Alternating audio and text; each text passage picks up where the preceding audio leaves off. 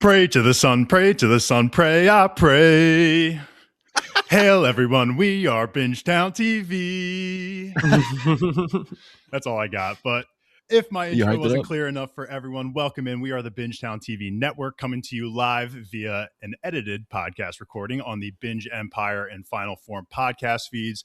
I am your host, Dave, joined by my co-hosts, Luke and Kyle. And today we are covering season 2 of Netflix's live action adaptation of One Piece, specifically episodes 5 through 8. For anyone that is new here and for some reason didn't tune into our episodes 1 through 4 coverage, just to give a little quick background, we are all diehard One Piece fans, manga readers specifically, that are all for the most part caught up to at least where the anime is.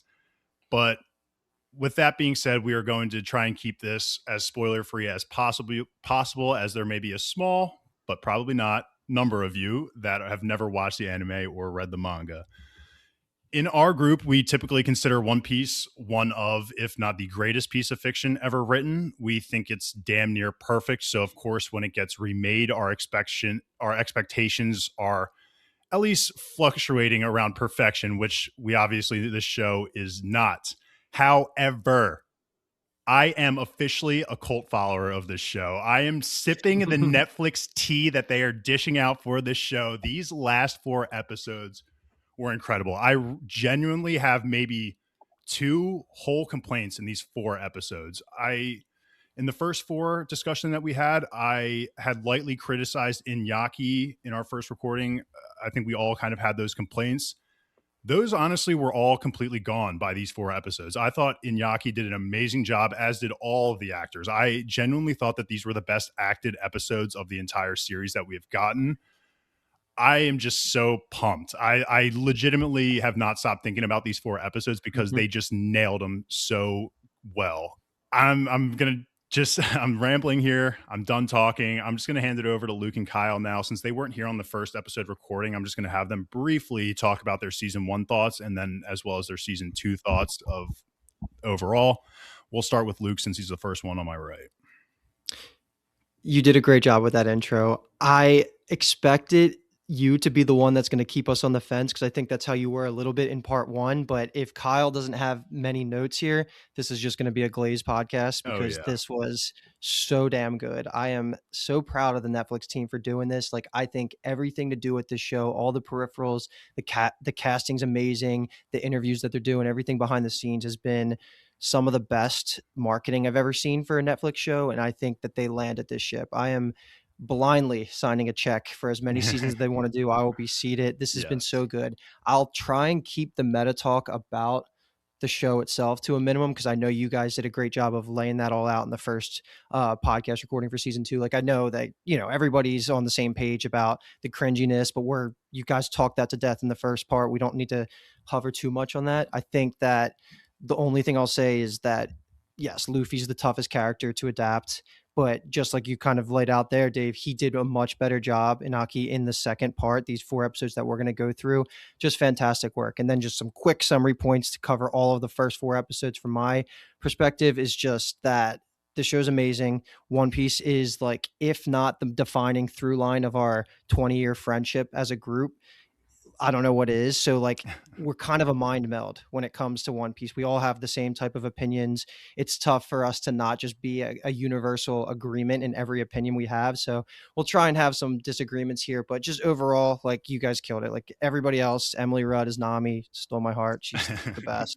Like, Usopp, Sanji, and Zoro are incredible in different ways. Zoro, while he has had some flat delivery and stuff like that, I think he single-handedly carries the combat and the choreography to a point where I don't even care that he's a little bit less charismatic than his manga counterpart. Like, every time he's holding swords, it's like the best fighting. It's top tier. Everything that he does is fantastic.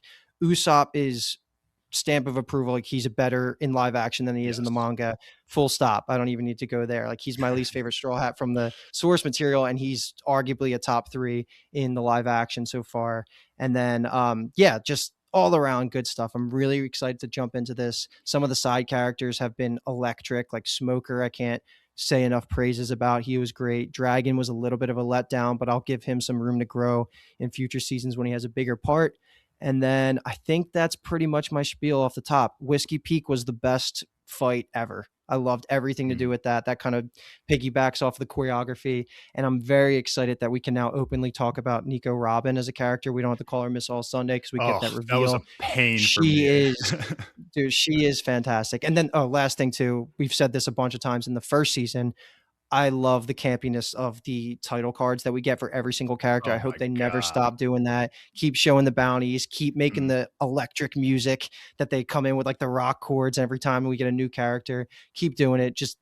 I feel like they found their footing in season 2, and it's just all up from here. Yeah, I feel like the last time I referred to Nico Robin as Miss All Sunday, I was probably in like sixth Diapers. grade. Mhm. It was probably a long ass time ago, which is funny. And I guess if we're all too positive on the same page, me and Dave can argue about Kobe and Smoker Yeah. at the back end of this podcast if we're feeling like we're all in too much of agreement. But yeah, I mean, truth be told, and maybe this isn't the best way to consume media that you enjoy, but my expectations just when they initially even announced live action adaptation were just so low Mhm. of like I was never going to like look at this the same way that I would look at like like a favorite book series of mine being adapted.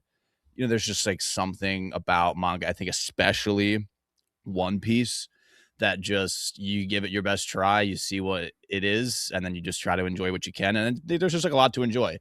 I feel I mentioned this in the Discord. We've been talking in the Discord a little bit about the show of I feel so like I notice the negatives, but I'm so unburdened by them. They don't like weigh on me the way that they did like when we did the Wheel of Time stuff. Mhm. And where Perfect comparison. like they would change some things and things would be different. And I would just kind of be like, man, like I just like don't fucking like that. And then here I'm like, I notice it and it's not like whatever, because the next scene happens and Sanji's fighting a fucking otter and I'm cracking up. And it's like, yes, this is exactly why I love One Piece. You know what I mean? So yeah, this was a really, really good, I think, ending to of this season. I thought the first 4 episodes were maybe a little slow besides Zoro and the 100 Agents. Mhm. I think these 4 episodes did a really, really good job of rounding out this season and then getting us like super excited for season 3, which hopefully is a 2027 release, not a 2028 release. That would be wonderful. I know, Dave, you talked about it, I think at the end of last episode, and it's kind of in here in our episode structure of the season 1 and season 2 stuff. Season 1 feels so fucking long ago Yeah, it that really I does. only almost like remember a lot of the stuff through like clips that I see posted recently on the Mhm. internet, because it felt like so much time passed between the 2 seasons that hopefully we get season 3 like a little bit quicker. And I feel like it's picking up a lot of momentum. I don't really remember a ton about what it was like when season 1 dropped in terms of like the internet reception, but it just feels like it's much bigger this season, which is really, really cool and really, really fun. It's just fun to see One Piece be like such a big part of the conversation on all of my social media, not just like little niche, like I guess like subreddits, and every now and again a tweet falls onto my For You page about a new chapter that drops. Like everything on my social media right now is One Piece, which is just a fun place to be. My dad's watching it. Like, hell Yeah, yeah. my cool. dad's watching Yeah. it. Yeah, he's loving it Mhm. too. It's Right, like that right there is honestly that's enough. Like, and it's Netflix's money they're spending on it, so that's fine with me. Keep spending it so that we can have those types of experiences. Why not? I do vividly remember season 1 coming out and people like actually vocally being very upset. Like there were definitely a small minority of people that enjoyed it. I think I was on the side that I liked it. I didn't have as many complaints as like maybe true diehard One Piece fans did, but this season absolutely feels like a total flip in reception of everyone. Like the people that don't like it are now the minority, which is like crazy. And I think the best part for me, Luke, you said it as well, as a manga reader, it's having new favorite crew members in the live action that are so much more different than what they like than who they are in the manga, or just how they're being presented. Like you said, Luke, prime example, Usopp, not my favorite Straw Hat, but in the live action absolutely cracks my top 3, I think, in terms of crewmates. But I think that's good. That's enough for the intro for all of this. But next, we're going to get into the actual breakdowns of the episodes. But in regards to the discussions of these episodes, since we are covering 4, we are mainly going to discuss major events from each episode. And hopefully that will kind of bring in discussions of other scenes. So here we go. We'll start with episode 5. And the big first main thing that I want to talk about in episode 5 is Sanji versus the Unluckies, because obviously this was a great moment in the manga. Mr. Prince, our hero. And, one of the things that I fully trust One Piece live action at this point in time, and even during season 1 towards the end, like you can trust that their CGI and the characters that they bring that are the goofy and wacky ones from the manga, they're going to nail them in the live action. And absolutely. And Luke, like you said at the start as well, the bounty introductions are so cool, and the number cards for the characters they're so badass, and how they break the fourth wall and they interact with them a little bit. But I really loved how they did this scene. I mean, we didn't get like a full, all eyes on Sanji fighting Mr. 13. It was that tropey kind of like, though. Yeah, no, I fixed absolutely camera loved it. shot, and Yeah, like the fixed we camera. don't really know what's happening beneath the desk, but we just see Mr. 13 flies, and then Sanji stands up, and then Mr. 13 just comes out from the top right corner of the screen and jumps on him, and now they're on the ground fumbling around. Like, it was just so good. Like, this is why, especially as like a younger kid, like reading One Piece, like this is the kind of stuff that you just like fall in love with. And what you said too, Dave, about like, I think they've done a really good job of not shying away from a lot of that stuff. A lot of the character changes that they have made have been focused on the fact that like these are real human beings that are acting. And some of the stuff is like, I guess people use the word like grounded, but I feel like they've struck a decent balance between trying to make things like a little more grounded versus like, you're not taking away the fact that this is an otter in like a polka dot onesie with a hood who's riding a vulture that has machine gun turrets attached to it. Like, we're getting that in all of its glory. And I'm so pumped that they did it that way. Look, I don't condone animal abuse, but this is the perfect way to do it in live action. Like, everything that I was looking forward to for Little Garden, there was two main iconic moments that I needed to see and them to pull off. And the one was Mr. Prince. And then the second one is, of course, Zoro posing on the cake. Like, that is something that is just lives in my mind just when I think back of early One Piece. And I think they nailed both of them. I was nervous that they were going to skip the Mr. Prince thing because the crocodile conversation happens in the beginning. And I'm using crocodile because we know that as well. Hopefully you already finished the season. I can't remember to say Mr. Zero, Miss All Sunday like we kind of were talking about. So I'm just going to say crocodile. That was just so damn good. Like, the actor that plays Sanji, Taz Skylar, is some of the best material I've been seeing in behind the scenes, in interviews, in cast conversations. This man says he worked for 6 months, 8 hours every single day, just working out, just to be able to have the muscle memory, have the body that he needs to be to mimic Sanji. He learned how to cook, so he's now like a fantastic cook in real life. He is embodying Sanji in some of the best ways. I go back and forth of who my favorite Straw Hat is, but there are scenes where I'm just like, okay, yeah, Sanji is, if he's not one, he's two. And this was everything I needed to see. He whoops some ass. He got a win under his, on his resume for beating Mr. 13 and Miss Friday. So that was good. Miss Friday? Yes, right? It's Miss Friday. Yeah. So just, I was laughing out loud at some of the moments when he's just like, he's trying to talk on the phone and the otter jumps on him. Like, it was just so good. And then that doesn't even speak to the cool presence that Mr. Zero is on this series so far.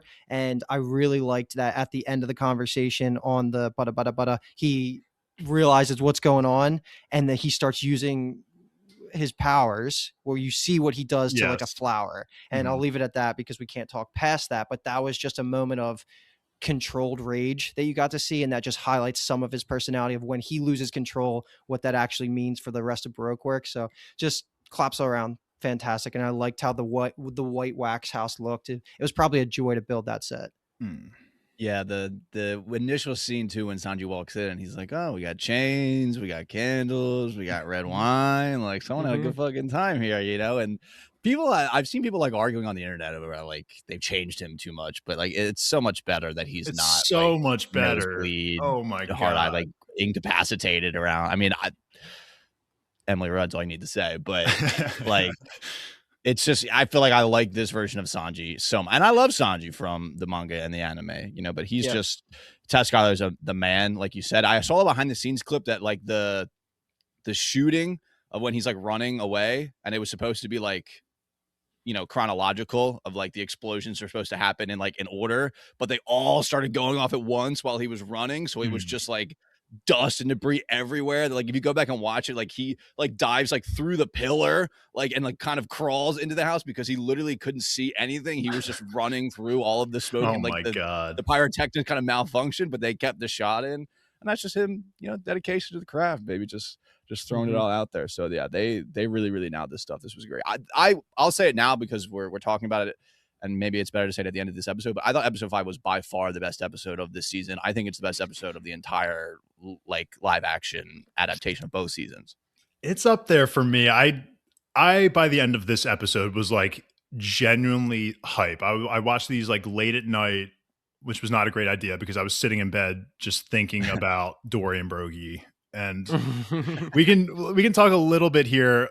So of course, while Sanji is handling the Unluckies, we have Usopp trying to formulate a plan, trying to get the crew together, at least Luffy specifically, to find him and have him kind of save the day.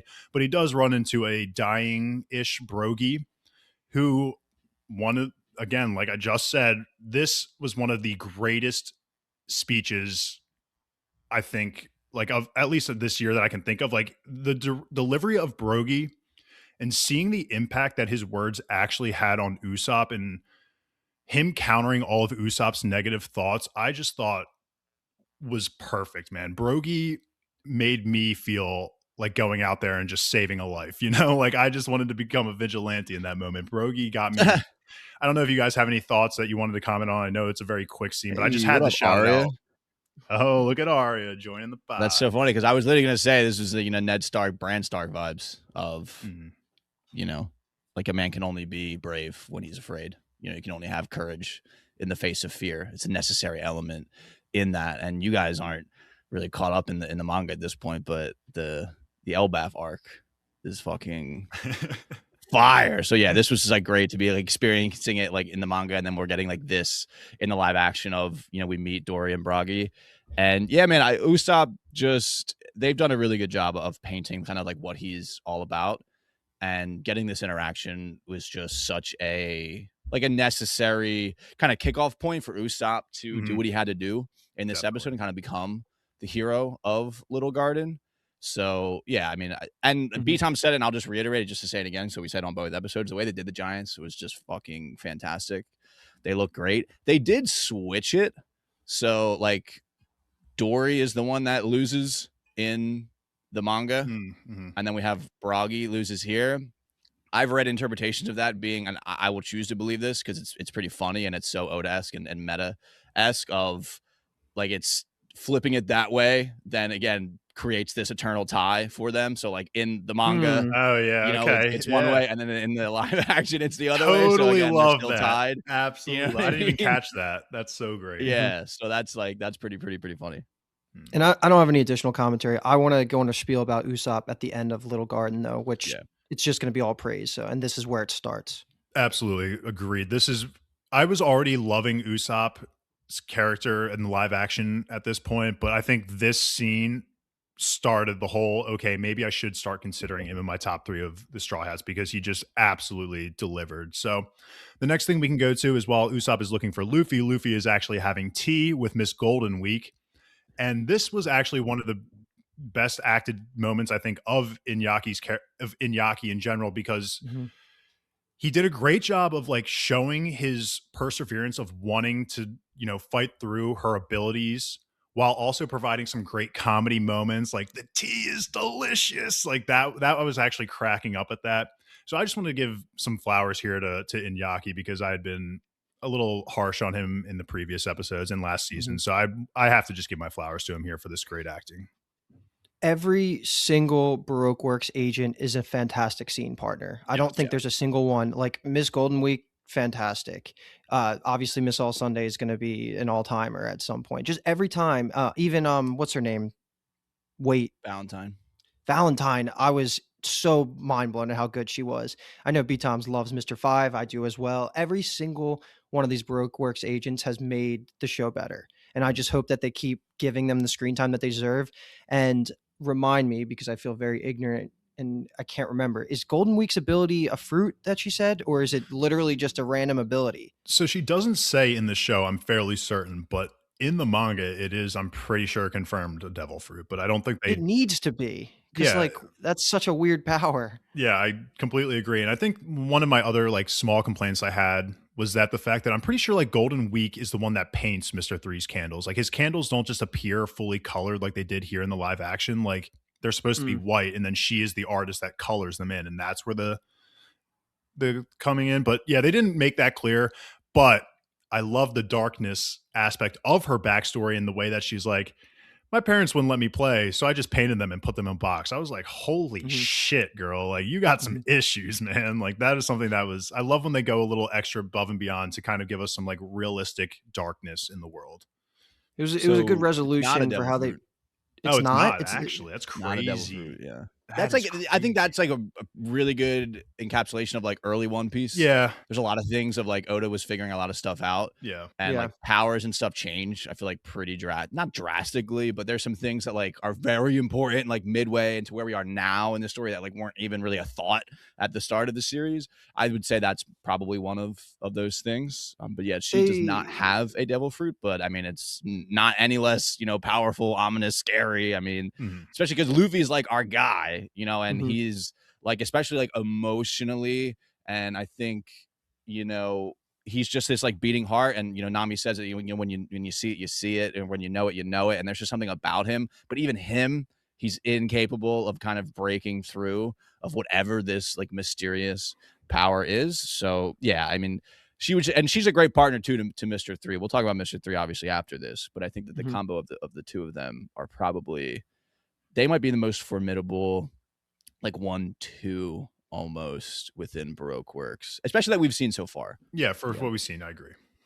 So, okay, yeah, that was something they probably should have just taken the liberty and changed and given her a devil fruit power. But that aside, I was both a little bit worried and then kind of relieved at how they did the ocean scene. Because I know there's probably some people that are freaking out about when Luffy walks in, like, should his feet touching it paralyze him?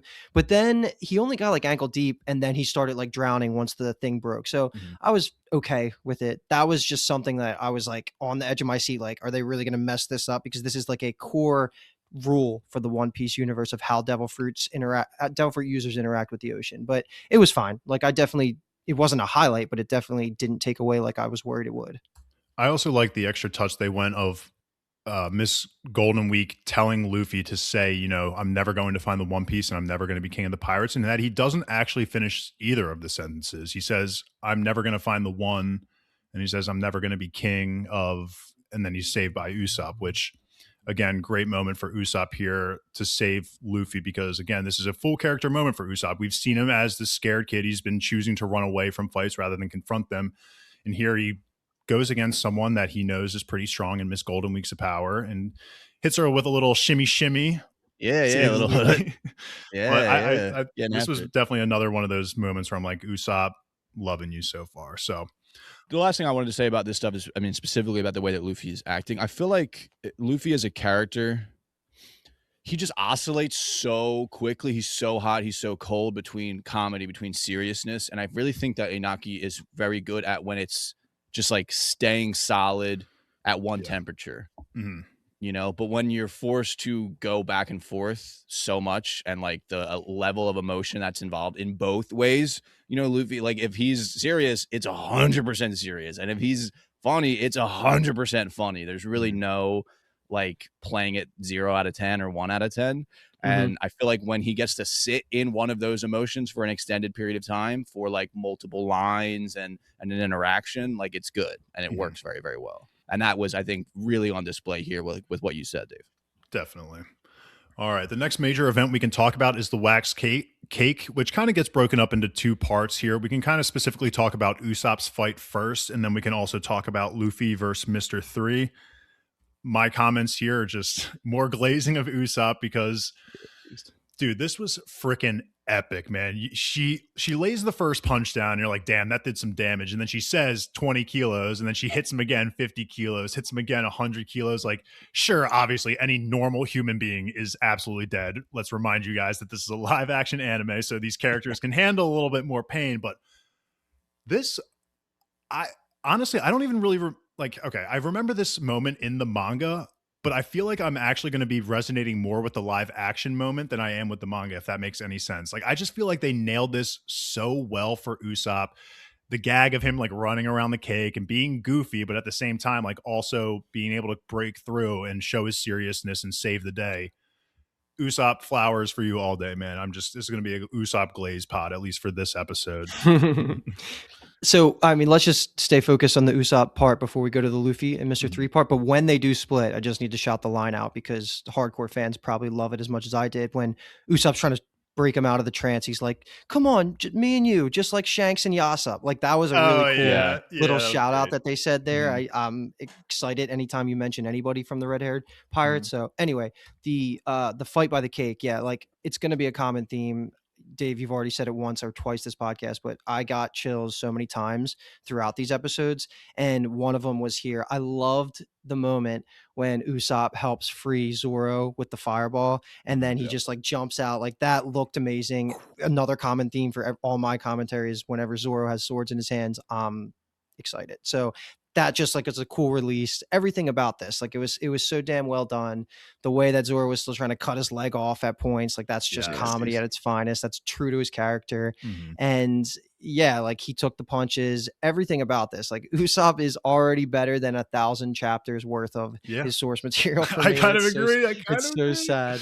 But just to add to it, Emily Rudd was saying in a interview that Usopp's actor is by far the one that did the most improv of his lines of any of them. So like every day he would come into a scene and just like, what can I do differently here? Versus if you didn't know, Inaki was the most structured and like studied his lines, wanted to know how to do everything to the exact cadence of like his voice. So it's weird to think that that's the Luffy actor of it all, but like Jacob, do you guys know his last name? I only know Jacob, to be honest. I'm sorry. Yeah, already. Jacob Gibson and Inaki were just like polar opposites, but it just works so well. And all of Usopp's stuff in this episode worked really well. I think especially like him like flipping him off, Mr. Five off. And stuff like that I can't tell, that feels quite improv to me because I know that they like curse a little bit more than I expected. A lot. You know, we got Sanji dropped our one F-bomb. I think they get one a season. And he dropped it in the the Unluckies situation. And I think Zoro got the one in season 1. But yeah, I mean they're a little bit more crude too. And Usopp, I think too it's maybe more subtle here. Although we do get him, like, he's always kind of tinkering with stuff. But I think, like, he is a scaredy cat, but he also is, like, a little bit strategic, And I think the combination of his character traits being he's the one that's, like, the most nervous and afraid, but also he does have, like, a pretty good and, like, I would say, like, an inventor's brain on him, and kind of combining those two and like overcoming the fear and pretty much accepting the fact that Miss Valentine's going to beat his ass, but he's going to bait her into doing so in a way that breaks the wax and kind of the cake is just like, that takes a lot of courage to get into that. And, him thinking of that plan and then actually going through with it and taking the punches. I mean, 100 kilos, 220 pounds. Like, I don't know if anyone out there has ever had 220 pounds smashed into your face, so he just like willingly accepted that. And he was willing to die for it. You know what I mean? He was willing to die that honorable death that Bragi had been talking about. So Usopp just really, really balled out here. And the Tabasco star is a classic. That's a classic in the Usopp arsenal. So it was good to see that as well. And then it was nice to see Nami and Vivi getting into it with a little 2v1 action. They had pretty good chemistry with that. I really liked what they've done with Nami and Vivi as, these just two kind of women who are really the level-headed people in the situations and like kind of dealing with the antics of everybody else. I mean, we'll talk about that word specifically as well at the end of all of this. But I just really like what they've done with their relationship. I feel like it really does come off as well as it should. And Vivi does get active. I don't like remember so much about her like fighting stuff from the manga and watching the anime and stuff. But like I really, really like Vivi. You just stole what I was about to jump in and say, because she does it also in Drum Island. Like her use of that like feather. The peacock string, baby. Peacock string. Yeah. It is so creative. When I was reading the books or the manga, like I never envisioned her working that thing like the hat. Like it's so much better in what they decided to do with it. And we didn't necessarily talk about like the actual hardening of Yeah, you can go the ahead. straw hats on the cake. I already mentioned it off like in the beginning of the podcast, like Zoro's pose, like that's perfect. Like he's like, I'm not going to give him the satisfaction. Let's make this cool. And he like lifts his sword up after he tried to cut his legs off. But just want to highlight, it's always great seeing the straw hats re-emphasize how much they care and believe in their captain, because they both say like Luffy's going to save us. But this is something that when I was younger, I would just have like PTSD about how horrifying it would be to suffocate with just like the wax coming over your body. God, yeah. And I was just it just brought me right back to when we were in maybe call it 6th grade. Yeah. Reading these chapters. Yeah. I'm going to just say Vivi slander is absolutely not tolerated on this podcast. To anyone out there that has been talking shit on Vivi and the casting, like, go dig a hole for yourself is all I'll say there, because, go do the old toaster bath. That's what we need. Because Vivi's great. And the funny thing of it all, the tweets are always there of it. It's like one of the key themes of One Piece is, racism is a no-no, and yet here people are just being racist. Like, is Oda not teaching you guys anything? So Vivi slander not tolerated here. We love her. She is also so beautiful. I mean, I guess it's not really ever something, because we're like, I guess, normal, like well-adjusted people that like, I don't see her like skin color and think like it's ruined. And especially because whatever, okay, maybe we'll give you grace that you don't deserve and say that you thought that when you first got announced. But if you actually watch it, she might be one of the best actors in the entire show. Yep. She is unbelievable as Vivi. Like, the emotion that she puts into the emotional scenes, the levity that she brings to the lighter scenes, like, she is fantastic. So she's a Netflix alumni too. If you guys didn't know, she's in Bridgerton, like as like a main, that she's one of their.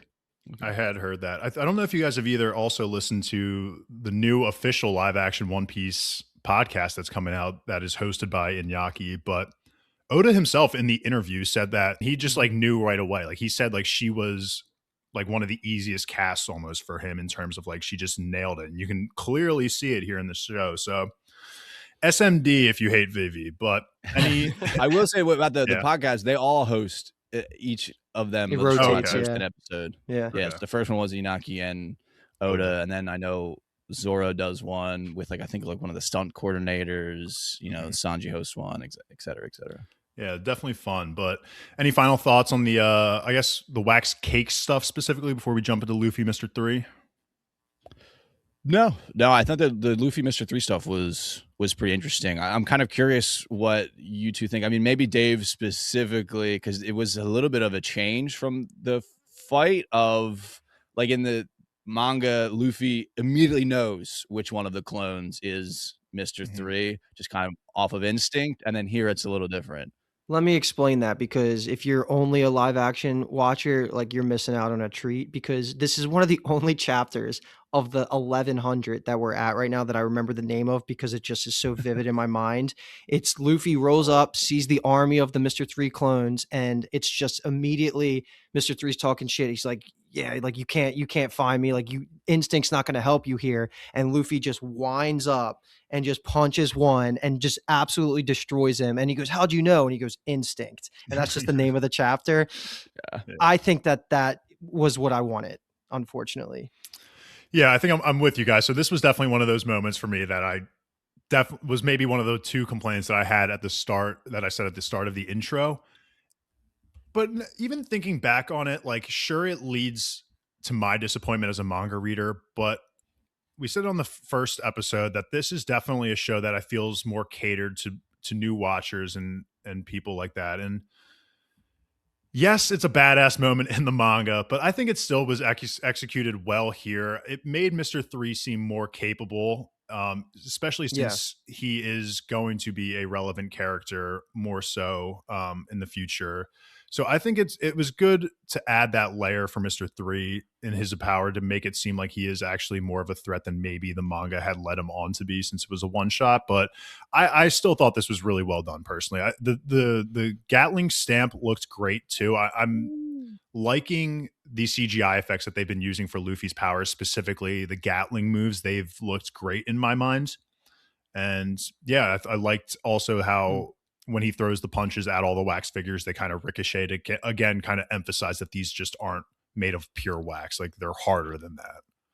The thing you just said there, like the CGI of like Luffy stretching and everything, I think that they could not have done it more perfectly in how the retraction of like his arms go, like the little rubber band snap.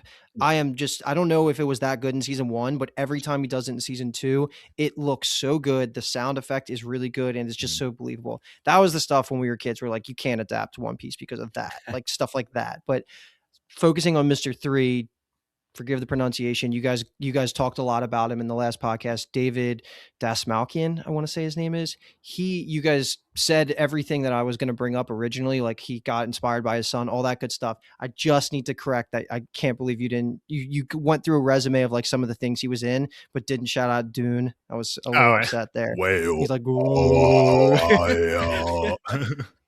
yes.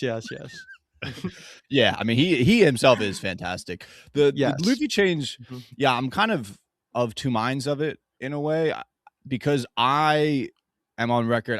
Luffy's kick attacks are always my favorites. I love whip, stamp, axe. Rhino Schneider for the OGs that have been around.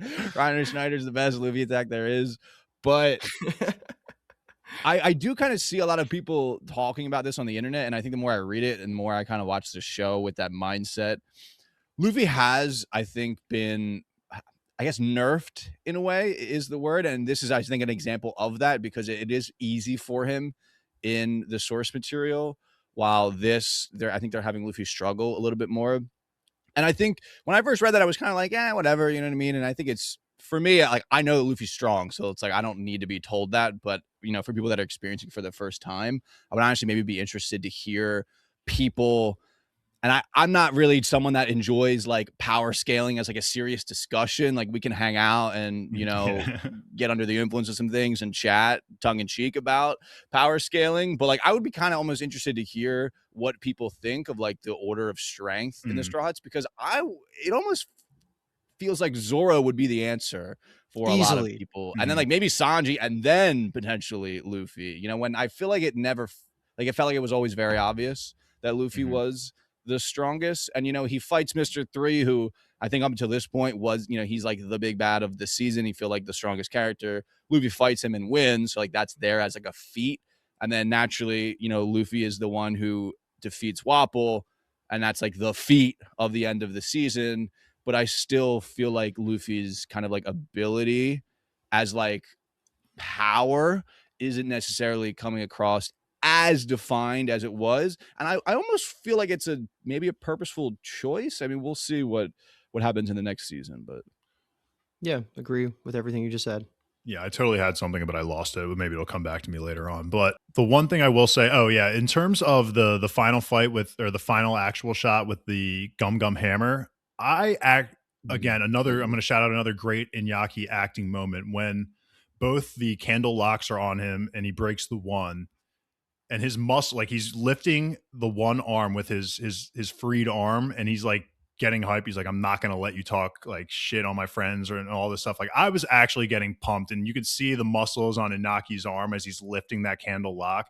I think that was just really well done. So I just wanted to, again, try and give Inaki more flowers than I can be, because I hadn't been in past episodes. So I'm just trying to squeeze them in here, but he crushed that Gum Gum Hammer, I think.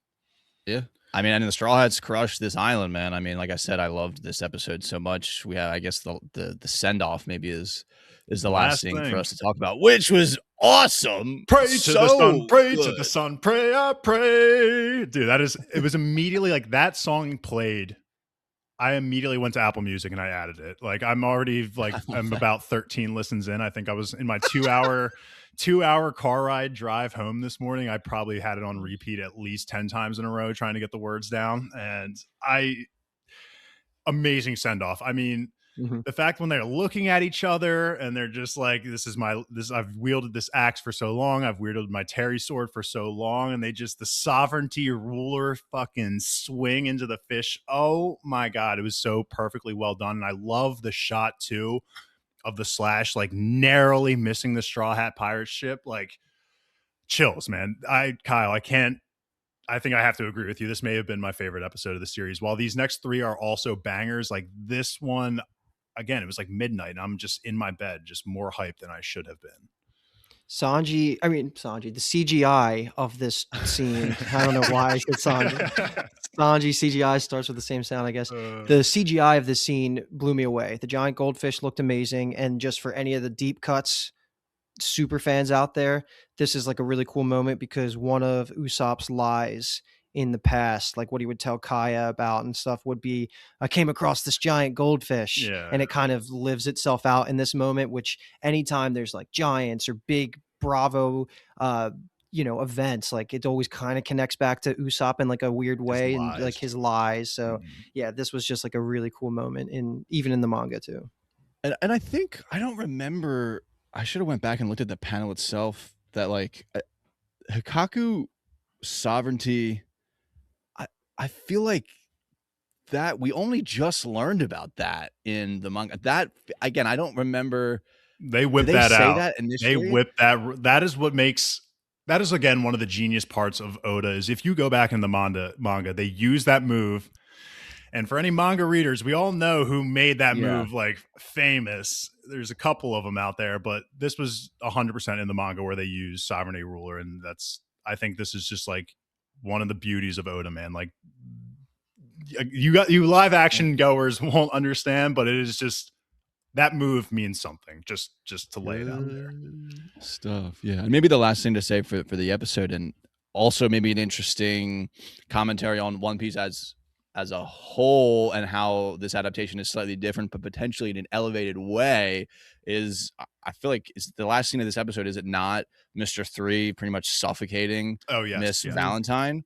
And I mean, we've seen people be encased and not end up dying, but that seemed to be like he was like silencing her, like killing her. And one thing people always say about One Piece is that no one dies ever. And it feels like the live action is maybe getting away from that and is kind of bringing in more of that, I guess you could almost say, like grounded brutality. In that way. I've been liking those. I've been loving the changes. That maybe not changes is the right word to devil fruits, but like they're adding an extra layer of like everyone's devil fruit powers. Like Smoker in the manga, we never really see him incapacitate someone by like fuming their lungs with smoke. So that was like something new. I mean, I'm jumping the gun here a little bit, but we always wanted Aang to do that too in Avatar: The Last Airbender. Yeah, I guess the opposite though, to take it away. The air out, yeah. But and then we also, I'm jumping the gun here a little bit, but Wapol and his monsters, like that was something I think that was like new as well, like another layer to the devil fruits that we don't really see in the manga. And I have been loving these liberties to make them seem all that more powerful and dangerous for sure. We can flow right into episode 6. Nami gets sick, but just the celebration for Usopp and like Zoro giving him a shout out, that was just cash money of just, I loved it. Like this was such a good character development 2-episode arc for Usopp, and there's just no looking back. Like he is already finalized as better than his manga counterpart, and that is such an achievement to do in what at this point, what are we at this point, it would be 13 episodes of TV, which is just crazy. So yeah, like that, I was smiling ear to ear when we were watching this celebration, because it's like a known thing. Every time the Straw Hats finish an arc, there's like at the very least a mini celebration kind of party thing where they're drinking, happy, and then you get a time skip into whatever we're gonna do next, and that's where we see Nami pass out. Skip ahead 4 days, she wakes up, and it's on to episode 6, Nami Dearest. And I don't think we were shouting out the episodes in the last podcast, but they're great because they're always like good names of other movies or whatever. Like I think the one for this was Wax On, Wax Off. So it was a Karate Kid reference. Like they do really good references for a lot of names. But yeah, episode 6, Nami Dearest. Of course, that's just going to be a play on Chopper being a deer too. Yeah, let's go into Drum Island then, at least them landing. So the Nami illness honestly took me by surprise at the end of episode 5, because I honestly forgot about it in the manga. That's the reason we go to Drum Island in the first place. Obviously, we see that here in the live action. I forgot about it. The way it ends with her just fainting, I was like, damn, that's pretty intense. And then you see the actual, like, not scarring, but like infection of it all was really disgusting, but really well done. And so they land on Drum Island. We meet a new character, Dalton, who we're not really going to spend too much time talking about now. We'll get into him more as like we have more of his scenes fleshed out and everything. But the one big key takeaway for newbies is the name Blackbeard. Obviously, obviously in the real world piracy, the most famous pirate of all time, and in One Piece, probably the most infamous pirate of all time. Legend. So just take note of the name. I mean, this was something when I read this scene for the first time, like again, maybe 5th grade, like so long ago, like we land on Drum Island. They throw the name Blackbeard out. I'm a kid. The name means nothing for me at the time, but like you meet this character eventually, and it's like how crazy that we get his name dropped here. Just awesome, man. I think the great introduction to Dalton is what I'll say. Do you guys have any quick comments on that whole discussion? Nothing more than the lab, baby. Yes. All righty then. So we're gonna just jump. We didn't say too that Sanji earlier found the Eternal log post for Alabasta, so that's where they were actually on the way to. But then it's kind of like a just a cop out, like, oh, we're going to Drum Island, known for their medical expertise. Yeah, but, that's what this story is. We need a doctor. Oh, we need a doctor. There's an island with the best doctors in the entire world right there. Let's hit it up. So yeah. Bro, it's Luffy's on a fucking adventure of destiny. That's why. Luffy's the MC. Things need to work out for him. But we're gonna cut away. I know we just jumped to Drum Island, but we're just gonna cut away real quick because I think we can knock these scenes out real quick of Smoker and Tashigi. This is a new additional scenes for us manga readers. We never got this look into Smoker and Tashigi and their tailing of the Straw Hat Pirates. I think, again, just another great additional scene that we didn't see in the manga, but I was very impressed with that they did. They introduced actually a new character that we had never seen in the manga, Miss Thursday. And we can't really even get into her too much because her power is kind of related to a character that we'll meet later on. But I just kind of love this full tie-in of like, I'll just drop the name Mr. Four and Miss Thursday kind of have this parallel power, we'll say. Like they work well together. But love this. I mean, more dark action from the Devil Fruits. Like Smoker, I said in an episode, the first recording that we did, that Smoker has made me love the manga Smoker even more. And I didn't even think that was possible because I'm already a diehard Smoker fan. So my interpretation of the live action, I'm obsessed with him. And the fights were really well done. The CGI for the baseball throwing was awesome. And Mr. 11, he's a weakling. I mean, he's Mr. 11. Like, he's at the bottom of the food chain. Like, Smoker shouldn't have any problems just packaging this guy up and getting the info out of him. More power scaling. Tashigi's the one who packed him up. Oh, true. Tashigi, yeah. God. So can't give her credit. The sword play is so damn good in this show. Like Tashigi was almost up there with Zoro and how good that scene was. And if there's just one word to use to describe Tashigi as a character in the live action, I would just say like charming. Like I am fully bought in to everything to do with her. When she talks, it's just like the cutest little thing ever. But then she's also finally proved here that she is a badass as well. And yeah, like the power scaling for Smoker, that was cool just to see and reemphasize just he's on a different level of the people that they're going up against here. And the brutality of it all, just off the back of what we were just talking about. Like there were some bloody cuts here all over the place and it looked good. And I guess just loop in the last scene that we get in a later episode of this same plot line is just they find out what they're going to be doing. They set their path for what's going to be happening in season 3, where Smoker and Tashigi are now looping the Baroque Works and the Straw Hats together. So they're going to go and deal with Alabasta. And that's just going to be some fantastic TV when we get that. Yeah, excited. And the brutality stuff, dude, I felt really bad for the Denden Mushi snails. Oh yeah, I was definitely. Like, how are you gonna do that to them, man? They're defenseless, they're harmless.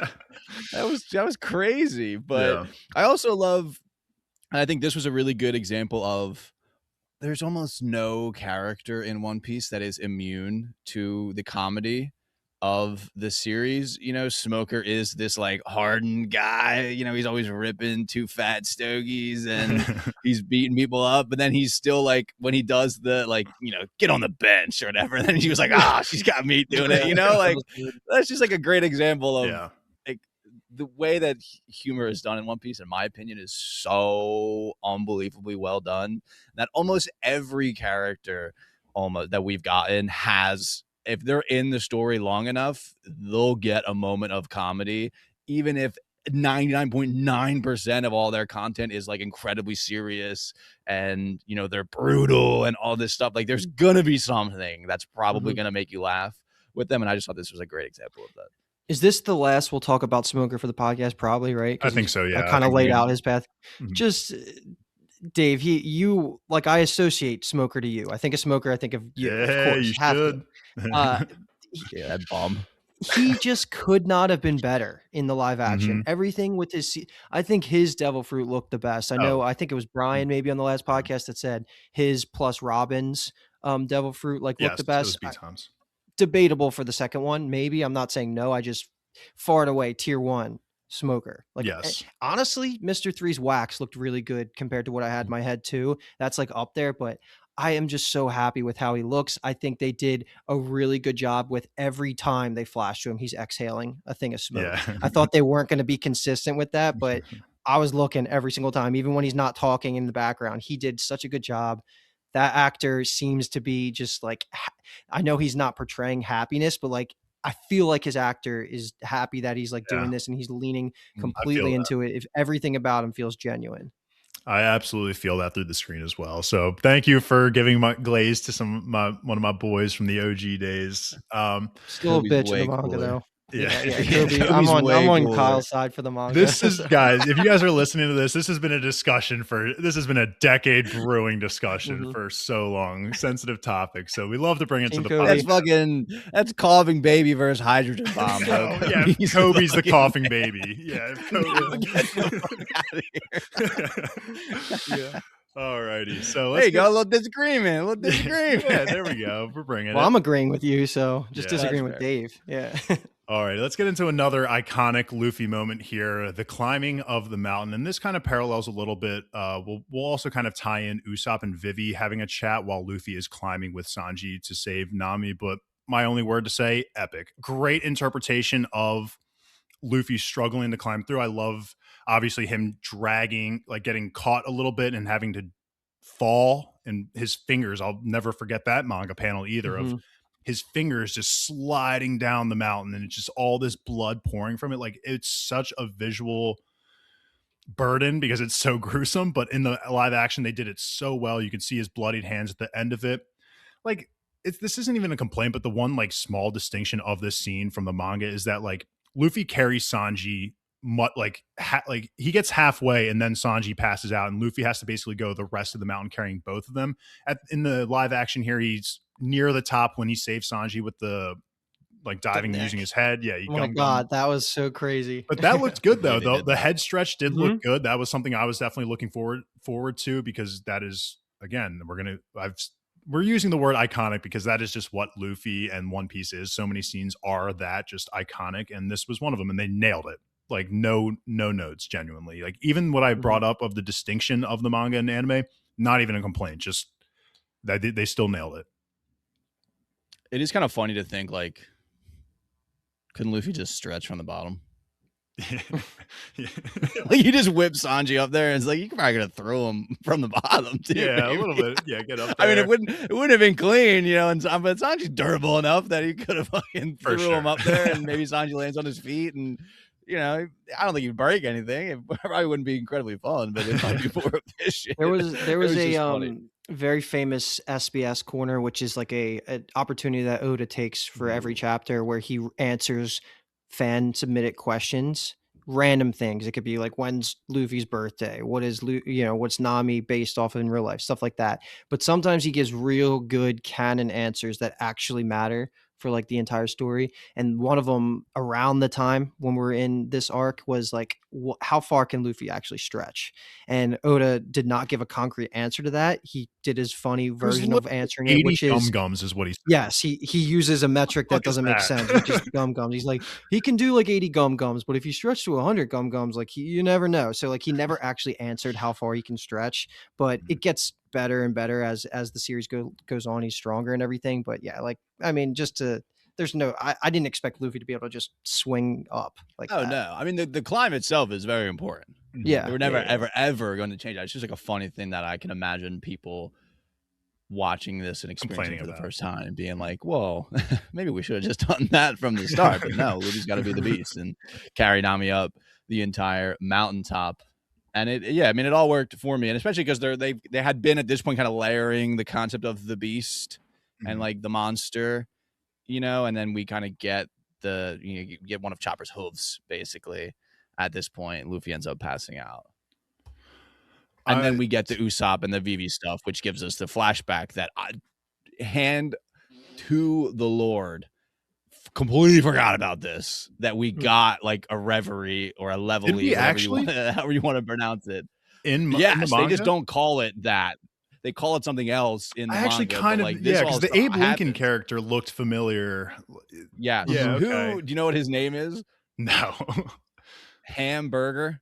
It's King Hamburger. It's so funny because the characters like are kind of like racist there. Like you see like a Hispanic guy in a sombrero and it's like stereotypic. Sorry, not racist, but stereotypical. It's just funny. Oda, baby. But yeah, that's like it's the comedy of it all. And so I actually totally forgot about this scene. So I'm writing down notes like, oh my God, this never happened in the manga, but I'm absolutely loving this. But even if it happened in the manga, I absolutely freaking loved this reverie scene. Oh my God, feed me more of this. So reverie is like a sacred word in the One Piece community for those not in the know. And this was fantastic, but also the title card, there's no way we got that this early where it said the Holy Land of Marejos, unless I'm forgetting, but that is like a really, really important title card there. Of course, it's like 10 years ago, so Vivi's a lot younger, but it sets the scene for a lot of things.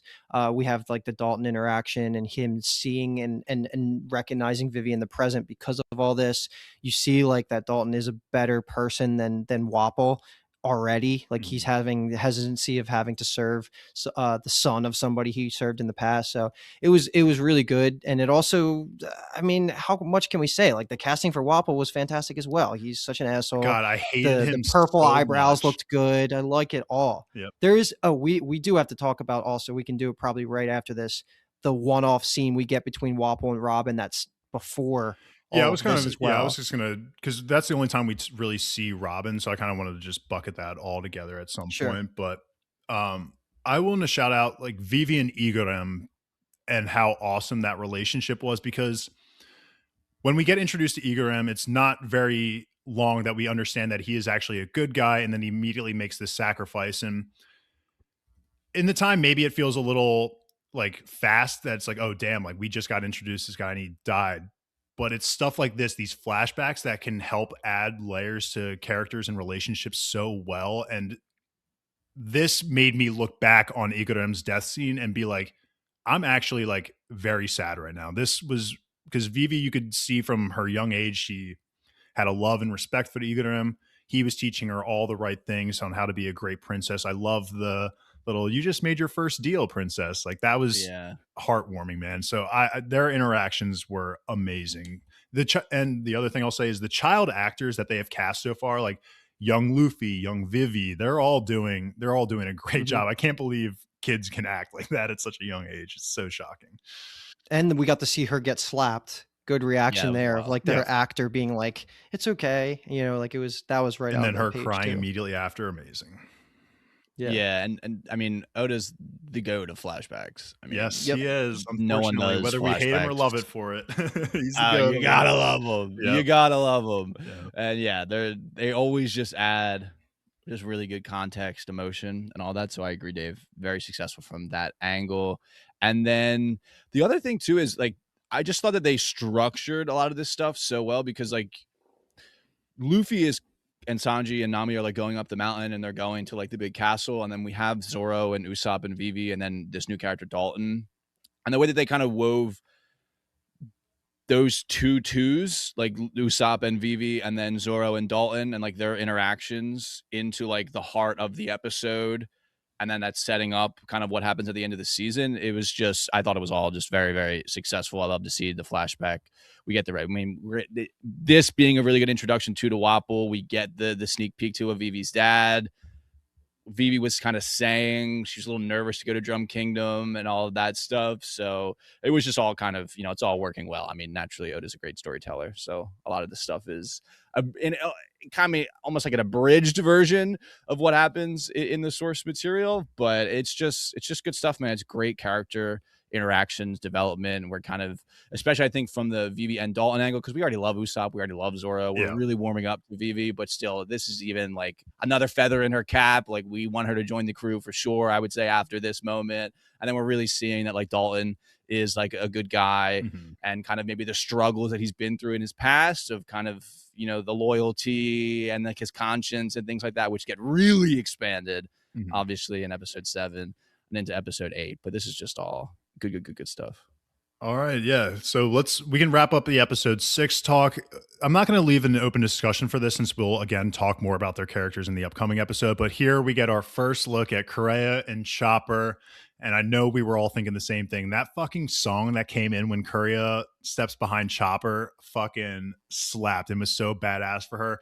I was such a big like team, let's get Jamie Lee Curtis for Kureha, because she wanted to do it, or at least was familiar with One Piece, and she had expressed interest in playing that role. So knowing that it wasn't going to be Jamie Lee Curtis, I unfortunately set myself up to be like, I'm not excited for this Kureha. Like, subconsciously, I wasn't like purposefully thinking that, but like, I'm just, maybe a little less part of me is excited for Kureha.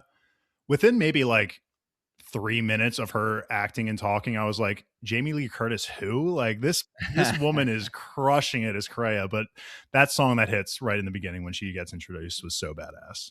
I wrote the same exact thing down. Her title card was great. Her music, her vibe, everything about it was great. Like you, it's been a rumor that Jamie Lee Curtis, she's a diehard One Piece fan, has wanted to do this forever. So I just thought it was signed, sealed, delivered. Like, that was almost the same situation with David, you know, the guy that plays Mr. 3. Mr. 3. Yes.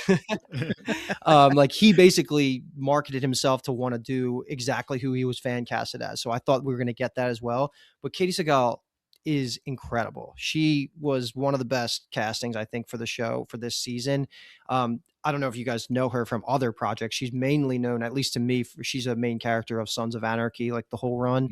And Dave, you are the GOAT at identifying voice acting. Do you recognize who she is the voice actor for of 139 episodes of a show you've definitely seen all of?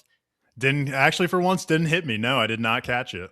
She plays Leela from Futurama. She is the main voice of her. I'm gonna have to go back and listen now, because that is I'm actually, funny enough, title rescinded. Like, I think she might be the second biggest name that One Piece has ever cast across the 2 seasons. Like, people love her. Yeah, exactly. I would say David might be number 1 just because of the projects that he was in, but she might be more like, I have a longer resume in Hollywood and everything. Yeah, she was Crocodile's so up there, man. good. Joe Manganiello. I mean, we'll obviously true. Joe Manganiello too. Yeah.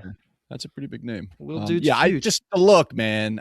She just looks fantastic, and it's so funny because like the outfit versus like living on an island that's like always snowing in winter is just so funny. It's so classic, like anime manga too. Like, it's just so good, man. She's just like a rock star, and she owns it. And then, man, one thing probably the most concerned about going into the season potentially was going to be like, what is Chopper gonna look like? How's it gonna, like, the movement, the voice, everything, like how, like, they have to go realistic, like as photorealistic as possible, but like what is actually, and cute little guy, man. Cute little guy. So when it first got released that the Chopper and what he would look like would come out, I'm pretty sure like it fairly felt 50-50 of people were like, oh my God, he's so cute, or oh my God, he's hideous. I didn't really have a preference. I thought it looked good. I wanted to see more in action. Perfect, man. I am obsessed with New Chopper. So let's get into it with his backstory in episode 7. Holy tragedy, bro. This was the best backstory of a Straw Hat that we've gotten so far, and it's like not even close. How well Hiruluk did, how well Kureha did, how well the CGI of Chopper looked.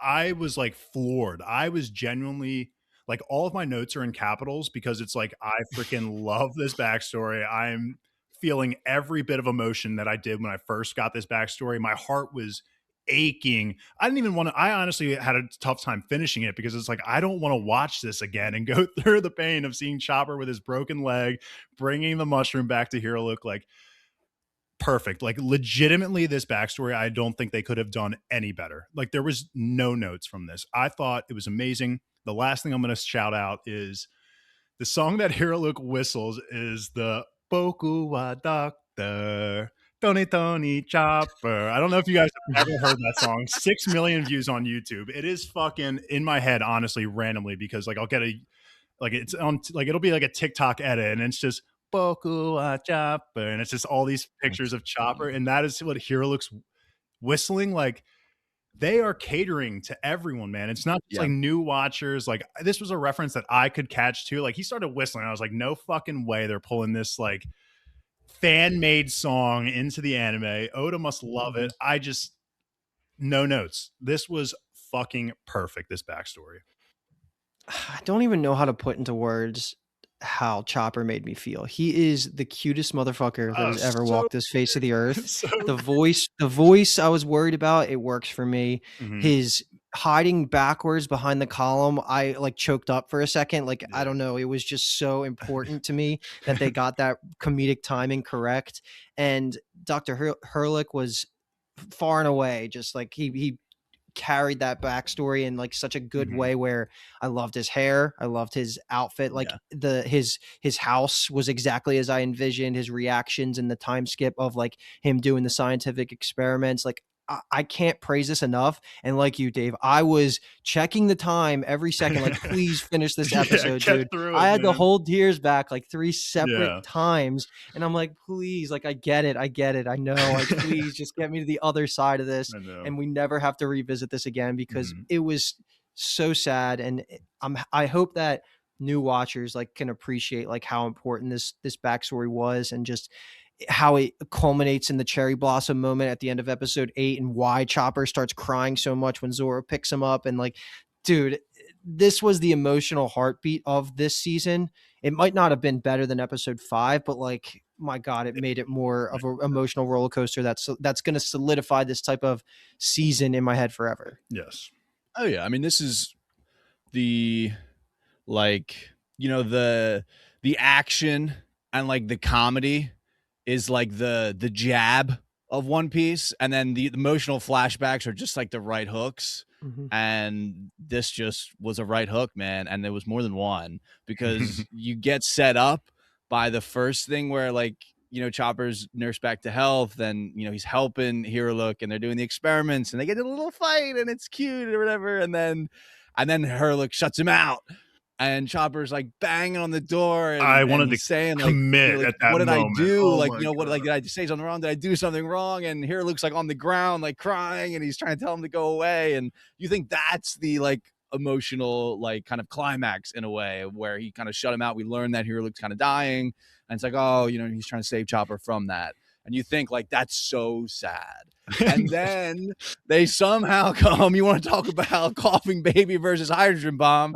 Fucking the hydrogen bomb comes through, which is Chopper comes back with the mushroom, the cure-all mushroom. And he did it, man. He put it all on the line to try to save Dr. Hurluke. And he comes back, and Hurluke eats the mushroom soup. And Chopper's all bandaged up, and he's got like a little mug of cocoa or whatever it is. He's flipping through his book, and when Correa comes back and drops the bomb on him, and man, like you said, Hero Luke, the actor, was amazing. I'm getting infiltration of Drum Castle, legitimately right now thinking about it all. Like it was infiltration so of Drum good. Castle, and him, you know, delivering the speech, the lines was just like, holy moly, man! And I what mean, a this badass is exactly, like when he like way to do it. Yeah, cool. I was fighting tears for so long, and it always really hits me when he's like, there's a monster coming, he's my son. Like that breaks me every fucking time. But love the naked Hero look. That's also iconic. You know, he's like, I don't have any weapons on me. Just, oh my God, man. I was so shocked at how freaking perfect this episode was in terms of Chopper's backstory. I really don't think. So sad. I mean, even the Jolly Roger, man, the skull and the crossbones, Meaning, and it means that anything is possible. And it does mean that because it's setting us up for Chopper joining the crew and the Jolly Roger and how important it is to Luffy him embodying and Luffy all of saving the flag. Yeah. But it's also he's the skull and crossbones in the book is So death, and we've What is it's messed just up yes, for and that? Chopper's so innocent, man. He doesn't know, and he's trying his best, and he wants to be a doctor, and Correa also isn't necessarily the nicest. she's not the most emotionally well developed to kind of handle the situation, so she just freaks out at him, and Chopper transforms into what is it? It's not Speed Point. Either way, the reindeer form, and he's running up the mountain, and then we get the explosion from him, and oh my god, man! But the classic line, I mean, the phrase, it sticks with pretty much anyone that has watched, read, enjoyed One Piece of, when does a man die? Mm-hmm. And they nailed it. And Nailed it's true. it. Man dies when he's forgotten. I've seen a lot of, actually, maybe not a lot, maybe I'm over exaggerating that, but I actually have seen quite a few tweets about people saying that they're going to start the anime because of like how obsessed they are with the live action Chopper, and they're like, we have to see him adapted in the anime form in its truest form, and like I think they're just in for a ride. So I think, again, this show is trying to cater to those who maybe haven't ever experienced One Piece, and this episode was probably the most perfect embodiment of that and just how to get someone hooked into One Piece. We don't have to talk anymore about the backstory. The only thing I want to bring up is just the confirmation that, if it wasn't obvious, Chopper has eaten a devil fruit. They didn't get too into that, yes. but Dr. H kind of explained that to him. So that will probably be explored more in season 2. And then Dalton gets a bunch of character development and hero moments here where he doesn't. This is like the moment he decides like Wapol is the worst person alive. So even though he kind of already knew that, but like he took a stand against it. And yeah, so just fantastic work all around. But what this leads into, which is like Dr. Korea is like given this narrative, and then you flash to like the modern day stuff. And I thought some of Luffy's best comedy and like his delivery of lines was some of these parts where like the oh shit, and then he's like, yeah, I'm a monster too, isn't it great? Like when he sees the stretch, like that was really, really well done. Like the pirate flag is of course important to Luffy, and yeah, man, it was good. Like I was so happy that I was done this episode because I needed to get back to just not being as emotional as I was. The one thing that I absolutely love about Chopper's character that they really portrayed very well here is that Chopper is the best of both Hiruluk and Kureha. He has the golden, loving heart of Hiruluk, but then he also has the medical skills and knowledge of Kureha. And I think the live action even goes a little bit further with the connection between like Chopper and Kureha with how he curses. Like I feel like he's almost picking that up from Kureha. Yeah. So it's like that's not something that Chopper does in the manga if ever. Like I feel like maybe you can count on one hand of the number of times that Chopper's actually cursed in the manga, but I actually do like this more crude version of him. It just makes it feel like we are pulling from both those parents of his, Kureha and Hiruluk, a little bit more. So love that discussion of episode 7. That was definitely one that I was very much looking forward to hear your guys' thoughts on. But we can get into episode 8 here now, and this is where we can kind of start breaking down Dalton a little bit more, because this is kind of like his true stand-up moment where we actually finally get to see his transformation. We didn't get to see it in the flashback like we had in the manga, but we get it here in a little brief moment in an exchange with Wapol. Essentially, Dalton is trying to investigate some fire that he sees in the distance. He's not sure if it's Blackbeard or someone else, but it ends up being Wapol and company, and they basically ambush him. And my comments on at least the transformation is I thought it looked amazing.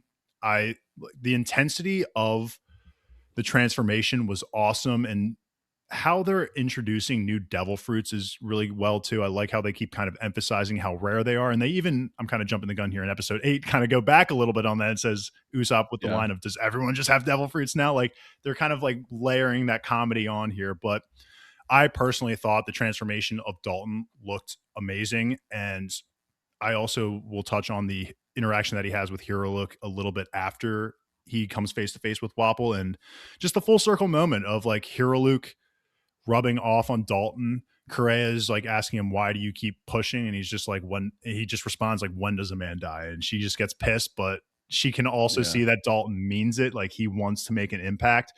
Dalton was fantastic. Another great casting for the One Piece live action. I really loved Dalton's character. he does come off like at first kind of like in the manga, like he seems a little stiff, a little rough around the edges. He describes himself as a shield, and that's kind of like all you feel like he is. But these flashbacks and these small moments like here with Hiraluk just are a perfect culmination of who Dalton is, and Dalton nailed it, man. Cool sword too. Like it's so sword. Good. Yeah. And they nailed it too. I don't think I've ever seen anything like that in anything. You know what I mean? Like some people use like fans, and it's like not a fan. Like Madara's like fan from Naruto a little bit, but it's not like that at all. Exactly. And it's kind of almost like a spade, like shovel. I don't even fucking know, but it looks really, really, really cool. But I think Dalton too is a great like encapsulation of what they say makes like really compelling stories, and especially because he doesn't get like a ton of screen time, but I think it's really easy to gravitate towards them because he is this just representation of the idea of like the human heart just being in conflict with itself. Like he has duty and honor and loyalty are kind of the core to who he is. And so like that means that he's loyal to the king, and Wapol is just kind of dragging him through the mud, basically through the flashback and all that stuff. And then Wapol abandons them, and he has to and especially he's pushed this way by Hiraluk, and he's kind of got to pick himself up and be like, who am I? If I'm not, if I'm not loyal, if I'm not serving the king, I'm serving the kingdom, and the kingdom is more than, as Vivi, as her father are saying, Cobra is saying at the Reverie, you know what I mean? It's the kingdom is the people and that stuff. And Dalton kind of becomes that shield, like you said. I love that interaction with Zoro and he's putting it all out on the line, man. Dalton's just like a really, really, really, really good character, and he's not in it a ton, but he makes a really, really good impact in all of this. And he fucking gets bodied because those arrows were deep. He gets pierced by Wapol too. Like he is struggling. They don't really show, unless I was blacked out watching it, like what Correa does to him to like get him kind of back on his feet. But some maybe it was just the rest of whatever the hell is in that wine that makes her so young, maybe gave him a little bit of a boost. But he got after it too. He joined into the fight itself. That might be getting ahead of ourselves.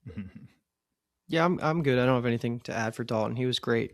Awesome. All right. And we're going to jump again a little bit, just another major event here, going specifically with Sanji looking over Nami in her recovery stages, and another surprise from the live action team. This is a backstory that us manga readers had to wait. We get part of it a little bit later, like a little bit in a couple arcs here, but the full backstory couple arcs at least. What the fuck were they doing here, man? I just got over the emotions of Chopper's backstory, and then they throw this shit in here, which fantastic delivery again by Taz, and Nami's reacting the perfect way. She's got a tear going. This was beautiful, and I guess it falls into the category of things that they know that probably will not get to at some point in the future. So plant the seed so that the world's breathing and you learn a little bit more about our characters that are normally we would have had to wait hundreds and hundreds of chapters for this. But damn, I was jaw on the floor when Sanji started talking about his mom and going through this. It was fantastic, and it just even more showed like why cooking is so important to him. Yes, I'm trying to count how many arcs. It's a lot. Is it okay? Oh, my little prince, what have you brought me today? And then that's just a connection to the Mr. Prince. Like that's funny too. Like, God, that was such a good payoff because that payoff again. It doesn't happen for us for like years down the line in the manga, like the Prince whole reference, and we get it all here, and it's really well done. All right, Kyle, it looks like you're shaking your head because you have an answer now. How many arcs away are we? I'm looking at the chapters. I'm thinking specifically Skypiea is what I'm thinking of because we get a little bit of his. Okay, that's what I'm talking like the Nolan stuff. That's like the little bit we get in terms of like the full arc that we get later on. Yes. Well, then I stand corrected. You are correct in that sense. I was thinking more when we get the actual information. I mean, okay, I definitely know that.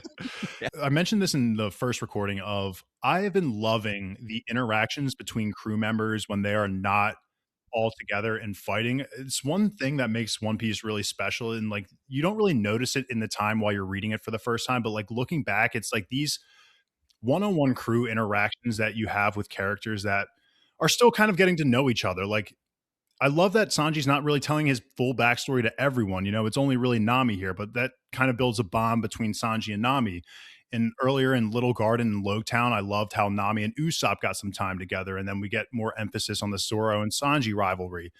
I kind of glossed over it a little bit in the last episode, but Vivi's not one of us. But Usopp cheering up Vivi was awesome. Like these little interactions, when it's not all of the crew interacting and it's not all focused on Luffy fighting, these are some of these things that I'm keeping a big eye out for as a manga reader. And I've been obsessed with them. I've been loving these interactions. Sanji's backstory, of course, like you said, Luke, to come from Chopper's backstory into this performance by Taz of crying as he's giving his backstory was brutal, man. I loved it. I think this was a creative decision that was really well done in terms of bringing it forward. Yeah, I was really happy that they did this, and it was very, very, very, very successful at that. And then, I mean, maybe Sanji, then we get the other side of him being ass. Everyone starts being ass. So looking, all hell breaks loose. This was good too. Then we get back like, all right, we've cried. Yeah, let's get some action. Let's get those swords. Let's get those swords out of those sheaths. Let's fucking get those knees limbered up so Sanji can kick some people. Let's get Chopper into fucking strong point, human form. Let's start beating ass. Perfect. And so beating ass leads us into the big battle scene of episode 8. There are like 3 scenes that are kind of going on at the same time, but we're again just going to bucket them individually. The first one we're going to just talk about is specifically Wapol and his powers, and the fact and the monsters' invasion on Drum Island against Zoro, Usopp, and then later on Dalton and Kurei arriving. So I'll open it up to Wapol's powers, and then again Zoro, Usopp, Dalton stuff. This was something I saw online that people like the clip of him transforming like this for the first time, like opening his mouth, and I think it looks fine. And people are like, this looks like AI slop. Like, what is this bullshit? And I was just like, I don't know what else it would look like, to be honest. I don't know. Maybe I'm uncultured, but I looked at it and was like, damn, they're killing that. Like, it looks exactly how I would imagine it would look. So I love this fruit. Wapol is a total scumbag character, but this fruit is so cool. It's so imaginative. It's so fun. And they did a good job of bringing it from maybe like when it's like cartoonish, like a little like goofy angle, but here it's like gross, and totally like kind of disgusting, and it's scary too. It was good, man. I thought all this was visualized well. And the Full Metal Alchemist moment when he just turns his arm into like an Edward blade was so freaking cool. Thing, yeah. And you said it earlier, Dave. I think he doesn't turn like random people. Correct. These, so like, that's what I was remembering. Is that things? It's just his two homeboys. Yeah. Correct. That's why that's what I'm saying. Like the extra layer of like darkness that these fruits are bringing is awesome. Like when he's talking about how he ate the people, I was like shocked. I was like, I did not see that coming, and the way they looked was horrifying. Just straight crazy good. Yeah. I was like, whoa, when they blew up the door or whatever, the gate to the village, and then they walked out, I was like, damn, this stuff looks pretty crazy. Like, I know they spent a lot of money on this stuff, but I think you can, in a positive sense, you can kind of tell. I thought all the monsters looked really, really good. And this was a great, like, Usopp, Zoro kind of focus stuff here too. And we're just going to talk about that whole fight. I mean, Vivi did leave because Usopp gave her the cool bow to shoot up the mountain, which was like calling back to when you guys were hyping up his engineering mind. So I like that about it. But this whole fight was very well done. Of course, it's paralleling with what's going on in the castle. I liked everything though. Zoro's jumping in, of course, like first. We have the Dalton hero moment coming out of nowhere. Dr. K comes out and shoots people with the gun. A little exaggerated with what a gun should be able to do compared to everybody else. But that guy gets back up though, at least. Yeah. You guys can comment on whatever you want about the actual fight, but it was just cool. And then once they win, like Luffy and Sanji kick Wapol's ass up top and send him flying, they all go back to normal. And I just love Usopp's delivery of, just classic Straw Hat situation right here. Just like, this is what happens, we win. Yeah, he was so good. We already brought up the devil fruit line. which is like, brother, you're on the grand line. But I love and he does it so many times, but again, because it's still just so classic. At the start, Usopp's like, they got everyone inside. He's like, maybe I should go with them, in case they need like protection, and I love that Luffy like kind of just buys it. Like that's part of Luffy's character. Like Luffy's not like thinking, oh, he's just lying. He's like, Luffy's like, oh, I believe him. Like he's gearing up. Like that's my boy, you know. Like, and you can see that on Luffy's face. But I actually will say, funny.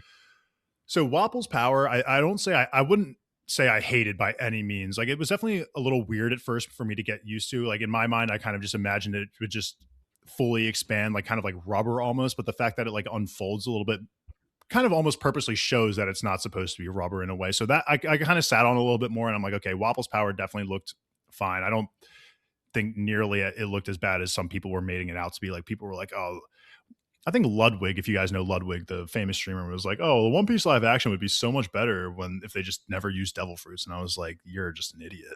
Yeah, you're just wrong. So wrong. Yeah, I don't get it. But the next fight scene that we can get into is the Chopper and Sanji versus Chess and Marimo scene.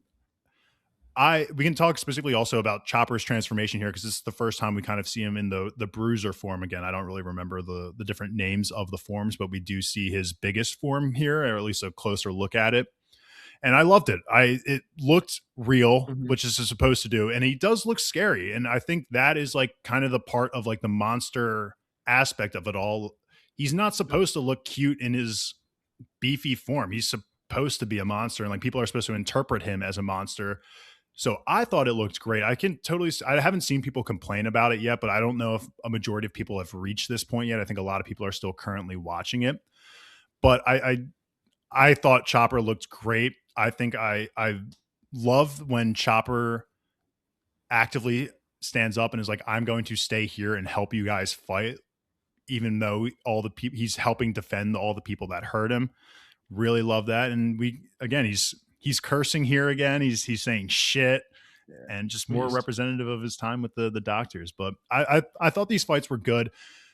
My second complaint, I think, of this back half episodes is the CGI on Sanji's kick that ended Marimo and Chess was a little like, oh, you're a hater. It took me out of it. Like the start of the kick spinning course, man, looked great. The start of the spinning looked good, and then when it was like fully spinning, I was like, I'm getting taken out of it a little bit. But I liked how Chopper and Sanji dabbed up afterwards and were like, teamwork, baby. Like, let's go. Like that was good. But I don't know. It took me out of it a little bit for some reason. But that's one of my two complaints, and it wasn't even that bad of a complaint for me.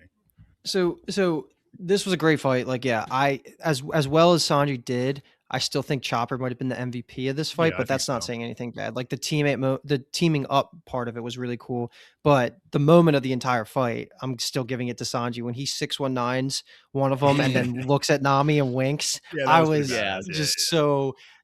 smiling. That was a really funny moment. But I guess my only issue with this stuff, it's not what we got, it's what we didn't get. And that kind of is a theme with Wapple too, and I'll talk about that later. But like they have this transformation that happens with Wapple in the manga, and we don't get that. So nothing that we got was bad, but what we could have, and I was expecting us to get, was them to morph and have that moment of like, okay, this is the final fight. I was disappointed in that as well, but one of the monsters specifically in the town was supposed to, I think, be that representation of their combined forces. Like, I don't know if you remember seeing like the two heads on the one guard. That was about to talk I thought the same thing. I'm with you. I was definitely like waiting for them to fuse. Like, it would have been cool to know that like Wapple had this ace up his sleeve with his boys. Like we got to see him use it on this fodder, but like what happens if we use it on like two more than capable soldiers under Wapple's armor? So I agree. Like I would have liked to see that, but not like a full complaint of like, oh, I feel so robbed that we didn't get them to fuse, you know? Yeah. They changed, I think, a lot of stuff in this whole kind of like arc.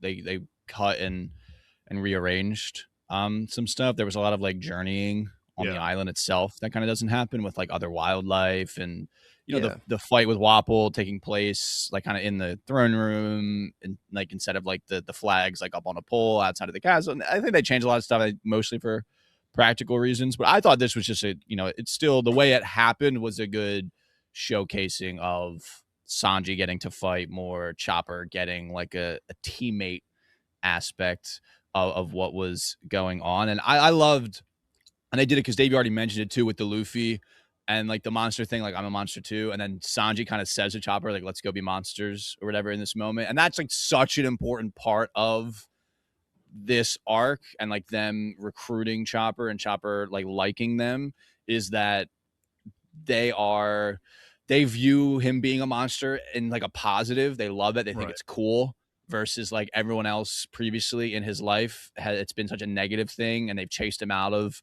all the human settlements and they've shot him and they've, you know, harassed him. And then these guys they love it. And they're so accepting of like the monster part of him. And I think that came across well. While is it exactly the way that everything happens? No, but I think the heart of it is still completely there. So that's always the most important thing, I think, especially with these, you know, live action adaptations of more wackier series like One Piece. And I will throw a compliment sandwich in here for Taz as well, because I said it in the last podcast recording that, you know, one of the things coming into the live action, even in season one of the things that you look for as a manga reader is how well are they going to adapt Sanji's kicking technique on film, because it's so much easier to do it in animation of him only using his legs. But when he generally is in those fights, like, and I'm like watching everything about his fighting scenes, and he honestly is maybe my second favorite Straw Hat to watch in terms of like how he's using his legs to get himself out of situations. I think they do a really good job of that. It was just that one CGI moment that took me a little bit out of it, but still overall, nothing that made me think any less of this episode. I thought this was a great end to it all. So let's get into the final fight of it all. There's a few scenes that kind of happen here, like Luke said, like Vivi's bouncing around here, but for the most part, we're just going to talk about Luffy v Wapol. A lot of one-to-one translations here that we got, you know, the fingers stretching and trying to close Wapol's mouth. That was really well done. The ending, the finishing move, I think, is different, though. It was in the live action, we get aerial assault with him and Sanji. But if I didn't look this up, but correct me if I'm wrong, in the manga, I'm fairly certain it was Gum Gum Bazooka's debut as a tool.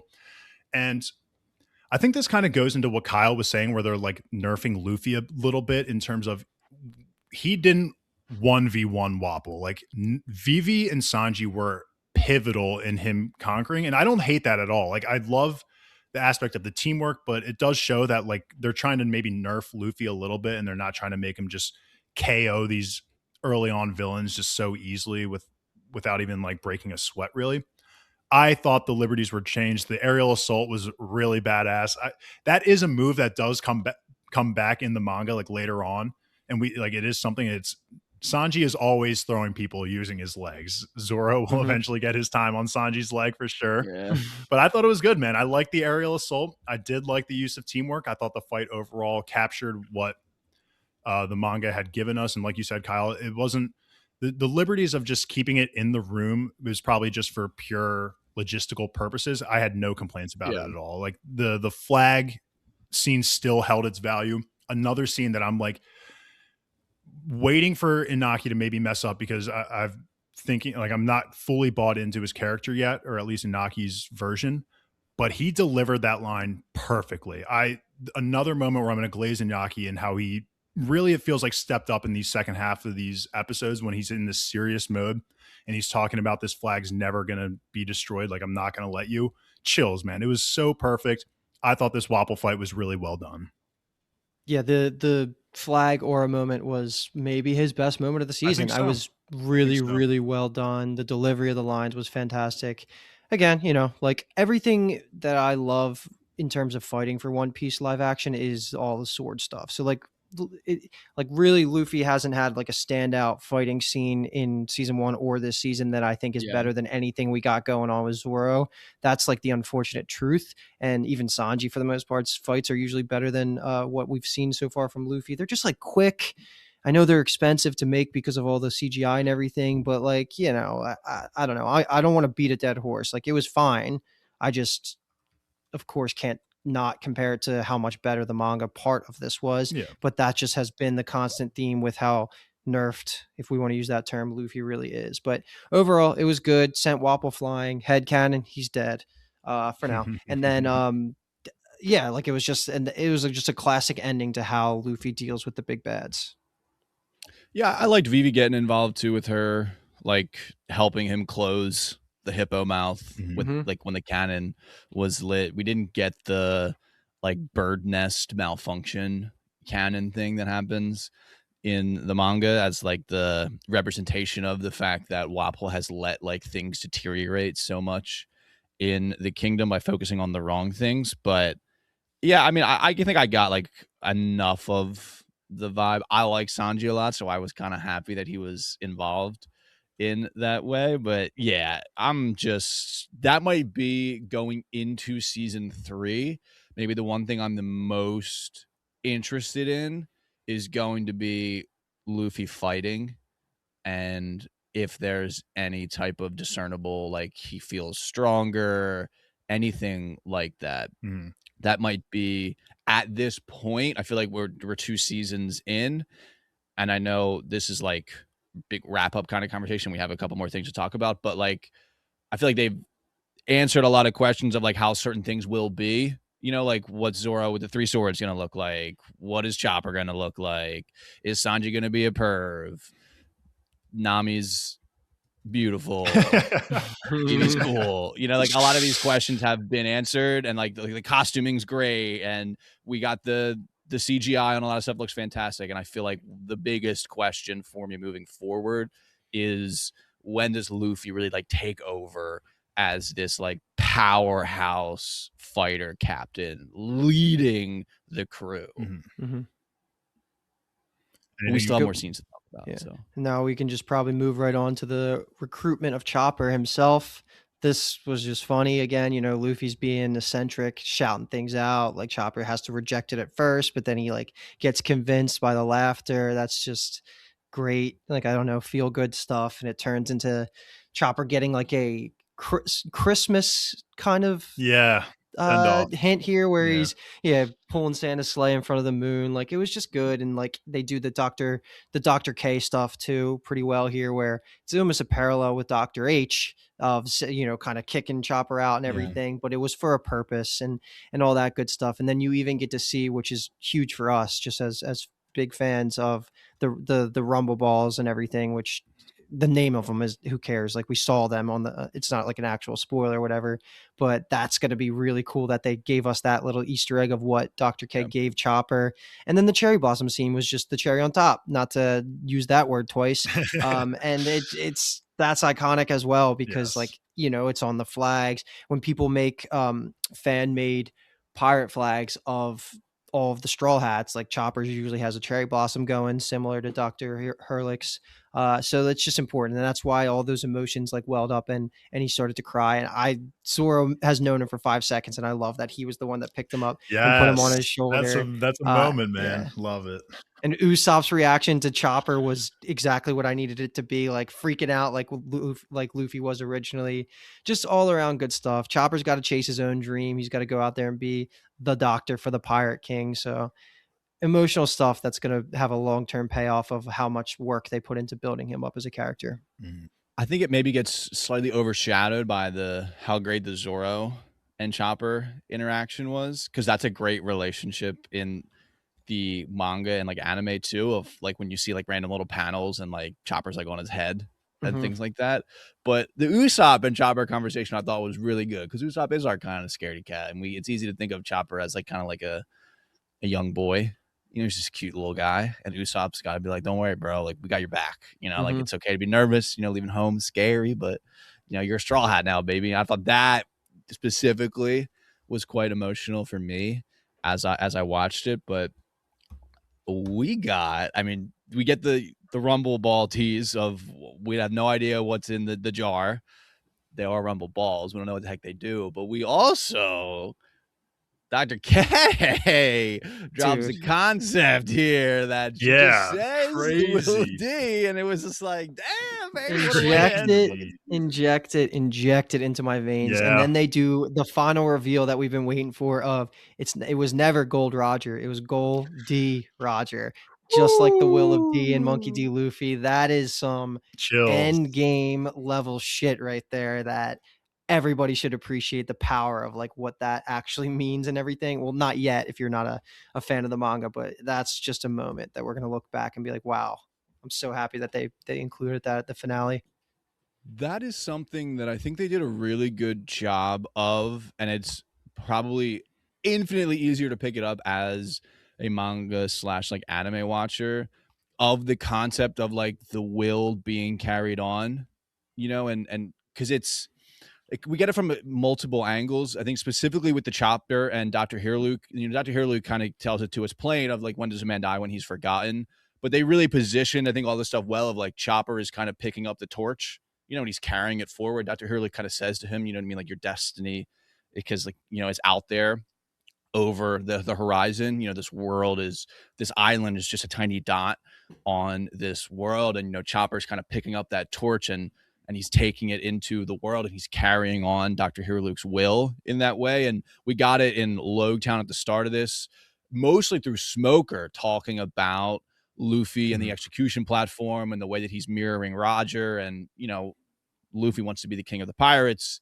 And that's like that will that is being carried on throughout, time through Luffy. And then we get the actual term here of the will of D. How related is that? What is that concept?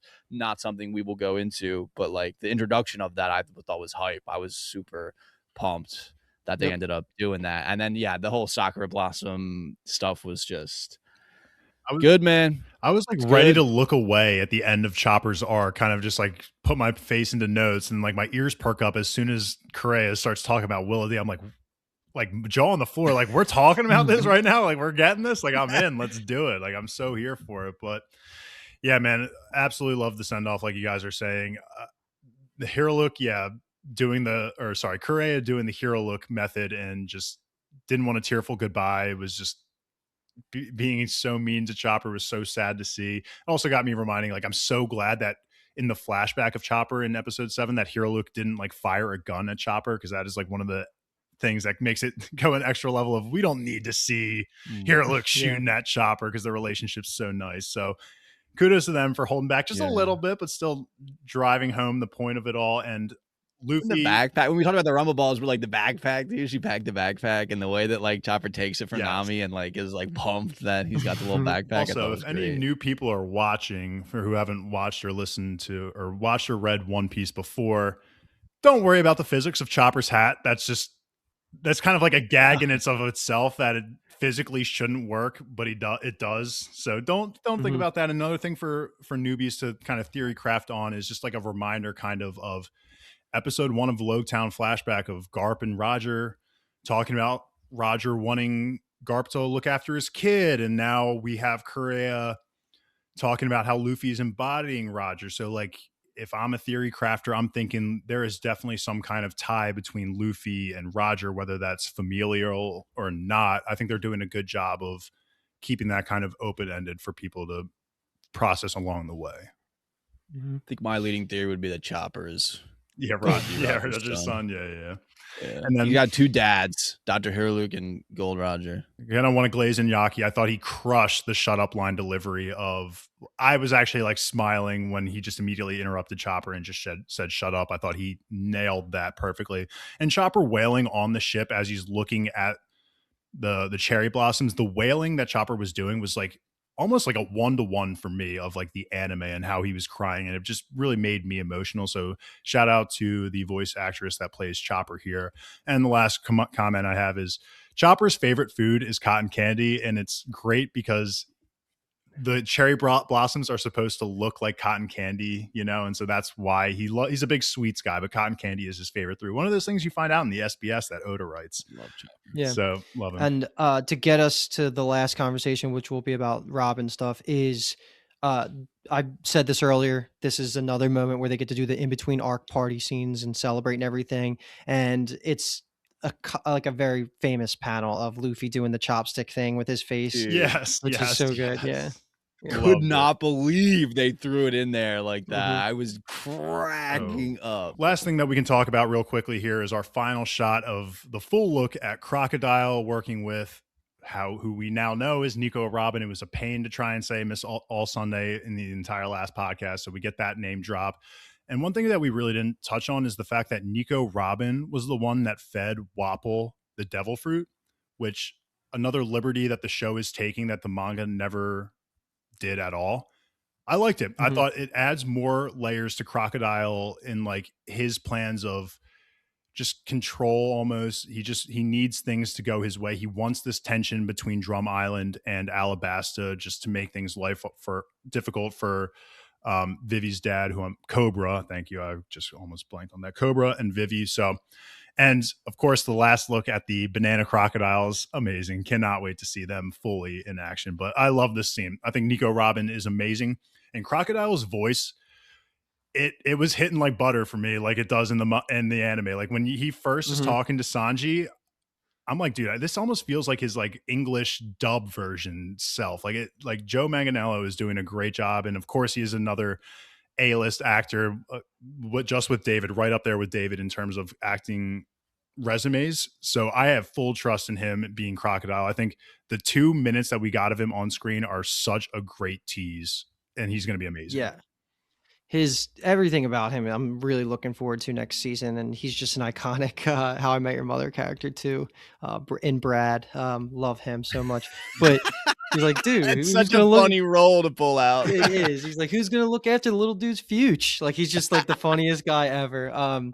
But all of this to say, like, this was a great way to queue up season 3. They Yeah. end it with seeing the face in the title card of the main big bad. You see that his bounty was canceled. Do what you want with that information. It's just cool to see that we have Sir Crocodile. We have his lair that looks like it's just ominous, and everything about it was good. Robin's independence came across really well, where she's not just a blind soldier, and it came across really well when she was talking to Vivi earlier. I don't think we mentioned too much about that because Mhm. she was just playing with Vivi and feeding her information and kind of reemphasize, like, if I wanted to kill you, like, I'd do it right now. Like, we're good. I'm just like a wild card character, and their goals are temporarily aligning Robin and Crocodile. So however that's going to play out, it's going to be fantastic television. And yeah, just a great bad guy to have as a target for Luffy and Vivi's storyline going into season 3. And yeah, I was just happy with it, man. I'm really excited that we got to see his face and the quick scar on his face, and like we got to see his hooked hand. Everything was really good. His contacts in his eyes. I loved it Mhm. all. Yeah, it's just smart to directly connect Wapple and Baroque Works and Mr. Zero, and Wapple's money helped them do some things. They repay him with the devil fruit. That all kind of makes sense. It would be kind of random that like we're fighting Baroque Works for 5 episodes basically, and then Wapple's randomly like the big bad that ends the season, Mhm. and like it would be like an isolated incident. So makes a lot of sense. I like it. And man, I'm looking forward to Croc. Oh, It's gonna and we be good saw stuff, Nico man. Robbins title card and bounty here too of, I think it was 79 million. Yes, and Yeah, she's that's yeah. obviously doesn't look like an adult there. So Yeah, she's a little kid in the pic, so Kyle we already will said it. see. Oda in his She was flashbacks. great, man. Man, Yeah. what a show, dude. I'm so happy we're here. We're living I'm this life. so glad you guys were also on team. Let's glaze these episodes as much, because I was about to be Yeah. Mr. So positive on this. Like Mhm. the energy was immaculate finishing those episodes. I don't know. I mean, I said it at the top too. I guess like whatever, man. Some people are like gonna be nitpicky and they hate it and they think it's slop and they change so much stuff and whatever. But I just like what are you expecting Mhm. of this shit? You know what I mean? Like I watch the episodes and like I said at the top, like yeah, the negatives and I can see them, but the positive, I'm laughing, I'm smiling, I'm getting a little emotional. They're the characters, they're wearing all the outfits from the color spreads. Like you just know that the people that made it like it. And that's really all I asked for. My expectations weren't like this is prestige TV Mhm. where it's a Netflix Felt like it to production me. of One Piece. Cult following now. Prestige You've got TV, me, yeah. Netflix. I'm drinking your One Piece live action tea. All the Kool-Aid. Yeah, does that mean you're gonna catch up in the manga actually, so we can actually talk about it? Yes. I'm only like probably 15 chapters back. I can probably do that soon. But one thing I've found no place to just insert this. It's just something I had written down that I want to just shout out there for huge anime fans. But at the Reverie flashback from 10 years ago, they did say that they start talking about warlords and everything, and then they mention a fishman warlord that failed to protect the queen. Yes. Just keep that there for the future because hell yeah, I'm so happy that they They put that in queued there that up with so no other well. The context. Reverie was queued Yeah. up so well, like laying the seeds for new potential characters for us to meet, establishing relationships with characters that we've already met. I loved that Reverie scene. hmm So my parting shot, and I'll be done, is just could not be more satisfied and happy with what we're getting Yeah. from the Netflix team, from the actors, from Oda, and everything that everybody is saying about this is near perfection. Hopefully they keep the consistent schedule rolling out of new seasons. But like I am so happy and satisfied with the show that I would probably go as far to say that the three best things Netflix has ever done is Dark, Arcane, and this. Like it's In it's terms of probably like, a top three up there. I see what you're saying, like especially in terms of like just what it's doing, just introducing new people, getting old people to like go back and relive One Piece. It's truly amazing. But I know we're kind of Mhm. like really over limit, but I do want to get your quick top 3 characters, maybe throw in some honorable mentions because I know there are a ton of characters that we kept glazing this season. So if we don't want to exclude any. So I'll start by just saying there was some changes from my last recording. Buggy still remains 1. However, Usopp has passed Nami as the number 2 favorite character for me on my pool. I think Nami has been bumped down to 3 now. But of course, I'm going to give some honorable mention shout outs to of some of my other favorite characters in Sanji, of course, Smoker, and Hirolook. Man, I truly am mesmerized by Hirolook's performance, and I think that will keep him in relevance honorable mention territory for me for at least a few more episodes, maybe not, if not a whole season. So if one of you is ready, Luke, it looks like you are, I'll hand it to you. Yeah. Top 3, Nami, Usopp, Buggy. Didn't Okay. get to talk about Buggy at all because he wasn't in these episodes, but Yeah. he's the best acting performance of this show, bar none. I Yeah. don't think there's anybody that keeps up with him, but he just doesn't have the screen time. So those are my top 3. And then my 3 honorable mentions are going to be Sanji, Smoker, and Dr. Korea. I think she was deserving of all the flowers We in are the world. very And then similar. the person I'm most looking forward to that I know will Mhm. probably be in this top 5 next season is going to be Robin. Mine's Crocodile. It's a good one. That's fair. Yeah, I feel like my like characters, Buggy is there's no one else in the show that has a presence like him in the Mhm. scenes Yeah. that they're in. So I think for me, from that perspective, he's got to just be number 1 because I just love whenever he's in the show. I think Usopp probably is too after this season. I think is for sure my favorite Straw Hat. So Mhm. that makes sense.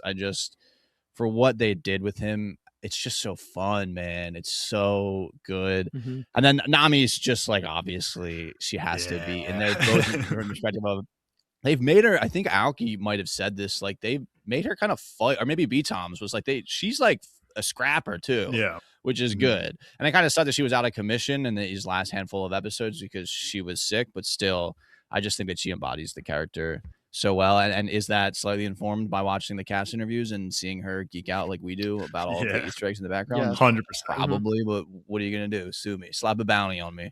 One thing Zoro deserves a mention too, just for the choreography of his fighting. And Yes. then honestly, I didn't even think about Chopper because he's not a real human being, but Mhm. he has potential. Of course, he was cute as hell. Totally forgot to bring this up too. I just want to I saw in the One Piece podcast too as well that Wapple was kind of talking about his training, or at least what being Wapple incorporated for him, and he was saying that the armor he had on was 85 to 120 pounds, and they would have to like spritz him with like cold or like they had like a hydration tube or something in his chest that was feeding cold water, so it would just leak cold water while he's in that 120-pound suit.